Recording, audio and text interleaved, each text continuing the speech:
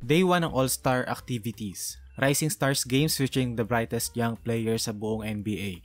Ganito ang format and ang brackets. Sa semis, race to 40, and then sa finals, race to 25. First game ay Team Jalen featuring Chet Holmgren and Mathurin versus Team Tamika featuring Paolo and Keegan Murray. Para di tayo ma-confuse, tawagin natin yung teams sa kulay ng jerseys nila. First few possessions, dumidepensa talaga ang Team Red, forcing 3 quick deflections by Jaden Ivey na na-convert nila sa 9 straight points to start the game. Dito, Team Blue tried to run zoom action, ginump ni Ivey yung lane sa handoff ni Sohan, deflection, turnover. Sa play naman na to, Chet drives to the basket, nag-sink si Keegan to help, and na-recognize ni Ivey na ang only option ni Chet ay kick out papunta sa corner. Nag-rotate siya papunta sa corner, another deflection. And then timeout naman ng Team Blue. After ng timeout nila, here's a nice set play. Stack. So J-Dub with the ball, lively yung rim runner, tapos may shooter sila with Hawkins para sa gravity, para mahila yung defense sa perimeter.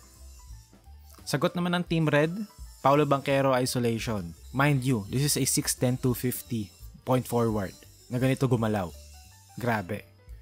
And yung mga sumunod na baskets, skip na natin kasi parang layup lines lang and walang nag-e-effort. Pero pagdating sa endgame, merong mini rivalry na nangyari. It was Benedict Mathurin versus Jaden Ivey. Listen to this trash talk right now. So you've been the Rising Star game, you can't go on me. Pero it was Benedict Mathurin who took over. Out here at the three-point line. Mathurin pull up. Gets it to fall. It is up and back. He dropped 18 points and the game-winning basket at nag-advance ang Team Blue papunta sa finals. Next game ay Team Detlef featuring G-League's promising players like Matas Buzelis versus Team Pau featuring Wemby and Brandon Miller. Just like last game, sa kulay ng jerseys tayo magbase. To start the game, sa ikinagulat ng lahat, nakabuo ng malaking lamang ang Team White. It felt like sila yung mas nagtatry sa game na to. They're playing defense and they're actually trying to score baskets and hindi umaasa sa layup lines. Here's a 3-pointer from Emoni Bates. Ginamit niya yung momentum niya para mag-react yung defense. And then meron na ring momentum yung defense papunta sa basket, nag-snatch back siya for the 3-pointer. Tapos sa sumunod na play, ginamit ni Bates yung attention at yung gravity ng shooting niya from the outside to attract the defense. Tapos nakita niya si Oscar, yung rim running teammate niya, para sa 2 points. Lamang ang Team White 15-8 after ng kanilang 9-0 run. After ng timeout ng Team Yellow, mukhang nagseryoso na sila. They spread the floor, Podziemski pick and roll with Wemby, nag-switch yung bantay pero late and mabagal. So meron ngayong free dive si Wemby papunta sa basket. So nilabpas ni Podziemski and then merong parehas na shooters sa parehas na corners and sa wing. So walang help na dumating. 2 points. Near endgame naman, nag-timeout ang Team White. And immediately, nakuha ulit nila yung control ng game. Here's a nice 2-man game with Maklang. Nag-roll si Big Man. Wemby had to tag the roller kasi medyo nag-show ng konti yung defender. Nice skip pass from Maklang and this was a great shot from Williams. And then late in the game naman, 39-34 ang score. Matas Buzelis isolation. Yellow team forced the miss. So ngayon transition sila, fast break. Jabari Smith takes it to the basket, lead down to 3. And then sa kabilang end naman, nasupalpal ni Wemby si Maklang. And sa play na to again, Buzelis isolation versus Brandon Miller naman. Baseline fadeaway, game. Panalo ang Team Detlef to upset the favorites. At diretso sila sa finals match versus Team Jalen. Okay, so final game for today, Team Detlef versus Team Jalen. To open the game, Chet Holmgren isolation versus Buzelis. Clear out ng isang side, nag-ala Kevin Durant si Chet. Gumamit ng hesitation sa transition to freeze his defense. Sabay change ng direction papunta sa right hand and drew the foul. For Team Detlef, stack.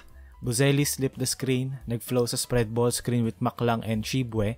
Over and drop coverage from Team Blue pero ang taas ng drop ni Kessler para sa ball screen na hindi naman gaanong kataas. So merong free lane si Shibwe to dive to the basket and sinalampak niya kay Kessler.